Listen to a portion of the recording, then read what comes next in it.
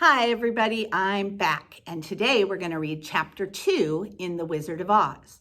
But before we do that, let's read a poem, out of our book, A Beautiful Day in the Neighborhood. This one is called Mr. Rogers' Invitation. Would you like to meet the tiger who lives there in that clock? Or see that Eiffel Tower and hear a Frenchman talk?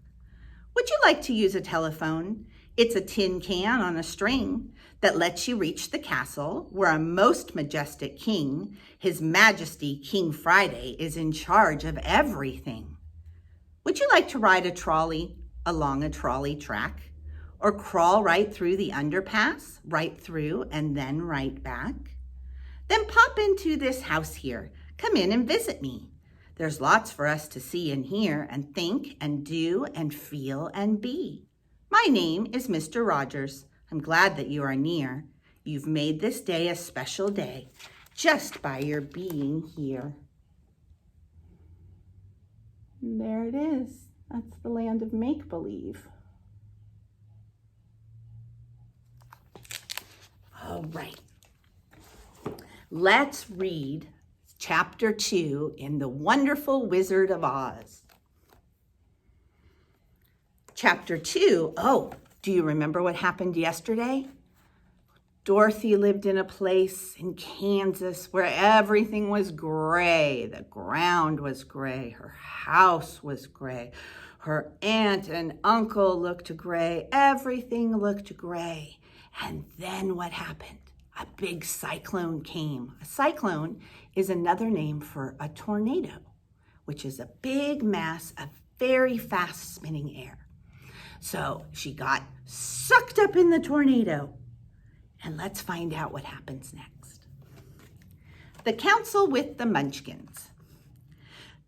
She was awakened by a shock so sudden and severe that if Dorothy had not been lying on the sofa bed, she might have been hurt. As it was, the jar made her catch her breath and wonder what had happened. And Toto put his cold little nose into her face and whined dismally. Dorothy sat up and noticed that the house was not moving, nor was it dark, for the bright sunshine came in at the window, flooding the little room. She sprang from her bed and with Toto at her heels ran and opened the door. The little girl gave a cry of amazement and looked about her, her eyes growing bigger and bigger at the wonderful sights that she saw. The cyclone had set the house down very gently for a cyclone in the midst of a country of marvelous beauty. There were lovely patches of green all about, with stately trees being rich and luscious fruits. Banks of gorgeous flowers were on every hand, and birds with rare and brilliant plumage sang and fluttered in the trees and brushes. A little way off was a small brook, rushing and sparkling along between green banks and murmuring in a voice very grateful to a little girl who had lived so long on the dry, gray prairies. While she stood eagerly looking at the strange and beautiful sights, she noticed something. She noticed coming towards her a group of the queerest people she had ever seen. They were not as big as the grown folk she had always been used to, but neither were they very small. In fact, they seemed about as tall as Dorothy, who was a well-grown child for her age, although they were, so far as looks go, many years older. 3 were men and 1 a woman, and all were oddly dressed. They wore round hats that rose to a small point a foot above their heads, with little bells around the brim that tinkled sweetly as they moved. The hats of the men were blue. The little woman's hat was white, and she wore a white gown that hung in plaits from her shoulders. Over it were sprinkled little stars that glistened in the sun like diamonds. The men were dressed in blue, of the same shade as their hats, and wore well-polished boots with a deep roll of blue at the top. The men, Dorothy thought, were about as old as Uncle Henry, for 2 of them had beards, but the little woman was doubtless much older. Her face was covered with wrinkles, her hair was nearly white, and she walked rather stiffly. When these people drew near the house where Dorothy was standing in the doorway, they paused and whispered among themselves, as if afraid to come any further. But the little old woman walked up to Dorothy, made a low bow, and said in a sweet voice, "You are welcome, most noble sorceress, to the land of the Munchkins.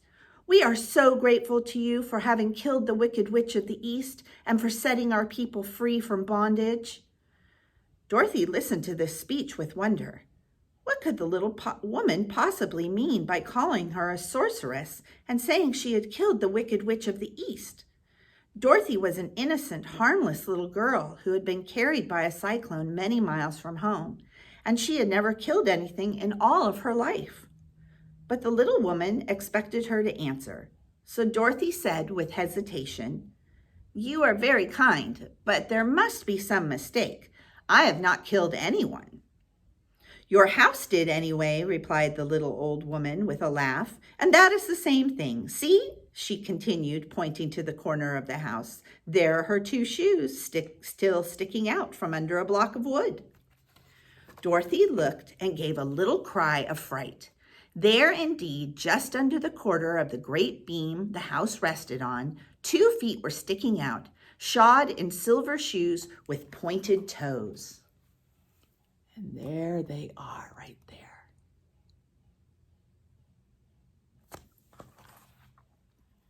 Oh dear, cried Dorothy, clasping her hands together in dismay. "The house must have fallen on her. Whatever shall we do?" "There is nothing to be done," said the woman calmly. "But who was she?" asked Dorothy. "She was the Wicked Witch of the West, as I said," answered the little woman. "She has held all the Munchkins in bondage for many years, making them slave for her day and night. Now they are all set free and are grateful to you for the favor." "Who are the Munchkins?" inquired Dorothy. "They are the people who live in this land of the East, where the Wicked Witch ruled." "Are you a Munchkin?" asked Dorothy. "No, but I am their friend, although I live in the land of the North. When they saw the Witch of the East was dead, the Munchkins sent a swift messenger to me, and I came at once. I am the Witch of the North." "Oh, gracious!" cried Dorothy. "Are you a real witch?" "Yes, indeed," answered the little woman, "but I am a good witch, and the people love me. I am not as powerful as the Wicked Witch who ruled here, or I should have set the people free myself." "But I thought all witches were wicked," said the girl, who was half frightened by facing a real witch. "Oh, no, that's a great mistake. There are only 4 witches in all the land of Oz, and 2 of them, those who live in the North and the South, are good witches. I know this is true, for I am one of them myself and cannot be mistaken. Those who dwelt in the East and the West were indeed wicked witches. But now that you have killed one of them, there is but one wicked witch in all the land of Oz, the one who lives in the West." "But," said Dorothy, after a moment's thought, "Aunt Em has told me that all the witches were dead years and years and years ago." "Who is Aunt Em?" inquired the little woman. "She is my aunt who lives in Kansas, where I come from." The Witch of the North seemed to think for a time, with her head bowed and her eyes upon the ground, and then she looked up and said, "I do not know where Kansas is, for I have never heard of that country mentioned before. But tell me, is it a civilized country?" "Oh, yes," replied Dorothy. "Then that accounts for it. In the civilized countries, I believe there are no witches left, nor wizards, nor sorcerers, nor magicians. But you see, the land of Oz has never been civilized, for we are cut off from all the rest of the world. Therefore, we still have witches and wizards among us." "Who are the wizards?" asked Dorothy. "Oz himself is the great wizard," answered the witch, sinking her voice to a whisper. "He is more powerful than all the rest of us together, and he lives in the City of Emeralds." Dorothy was going to ask another question, but just then the Munchkins, who had been standing silently by, gave a loud shout and pointed to the corner of the house where the Wicked Witch had been lying. "What is it?" asked the little old woman, and looked and began to laugh. The feet of the dead witch had disappeared entirely, and nothing was left but the silver shoes. "She was so old," explained the Witch of the North, "that she dried up quickly in the sun. That is the end of her. But the silver shoes are yours, and you shall have them to wear. And she reached down and picked up the shoes, and after shaking the dust out of them, handed them to Dorothy.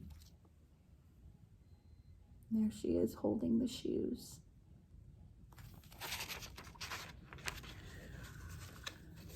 The Witch of the East was proud of those silver shoes, said one of the Munchkins, and there's some charm contained within them, but what it is we never knew. Dorothy carried the shoes into the house and placed them on the table. Then she came out again to the Munchkins and said, I'm anxious to get back to my aunt and uncle, for I'm sure that they will worry about me. Can you help me find my way? The Munchkins and the witch first looked at one another and then at Dorothy and then shook their heads. At the east, not far from here, said one, there is a great desert and none could live to cross it. It is the same at the south, said another, for I have been there and seen it. The south is the country of the Quadlings. I am told, said the third man, that it is the same in the west, and that country where the Winkies live is ruled by the wicked witch of the west, who would make you her slave if you passed her way. North is my home, said the old lady, and at its edge is the same great desert that surrounds this land of Oz. I am afraid, dear, you will have to live with us. Dorothy began to sob at this, for she felt very lonely among all these strange people. Her tears seemed to grieve the kind-hearted Munchkins, for they immediately took out their handkerchiefs and began to weep also. As for the little old woman, she took off her cap and balanced the point on the end of her nose while she counted 1, 2, 3 in a solemn voice. At once the cap changed to slate, on which was written in big white chalk marks, Let Dorothy go to the City of Emeralds. The little old woman took the slate from her nose and having read the words on it, asked, Is your name Dorothy, my dear? Yes, answered the child, looking up and drying her tears. Then you must go to the City of Emeralds. Perhaps Oz will help you. Where is the city? Asked Dorothy. It is exactly in the center of the country and is ruled by Oz, the great wizard I told you of. Is he a good man? Inquired the girl anxiously. He is a good wizard. Whether he is a man or not, I cannot tell, for I have never seen him. How can I get there? Asked Dorothy. You must walk. It is a long journey through a country that is sometimes pleasant and sometimes dark and terrible. However, I will use all the magic arts I know to keep you from harm. Won't you go with me? Pleaded the girl, who had begun to look upon the little old woman as her only friend. No, I cannot do that, she replied, but I will give you my kiss, and no one will dare injure a person who has been kissed by the Witch of the North. She came close to Dorothy and kissed her gently on the forehead. Where her lips touched the girl, they left a round, shining mark, as Dorothy found out soon later. The road to the City of Emeralds is paved with yellow brick, said the witch, so you cannot miss it. When you get to Oz, do not be afraid of him, but tell your story and ask him to help you. Goodbye, my dear. The three Munchkins bowed low to her and wished her a pleasant journey, after which they walked away through the trees. The witch gave Dorothy a friendly little nod, whirled around on her left heel 3 times, and straightway disappeared, much to the surprise of little Toto, who barked after her loudly enough when she had gone, because he had been afraid to even growl when she stood by. But Dorothy, knowing her to be a witch, had expected her to disappear in just that way, and was not surprised in the least.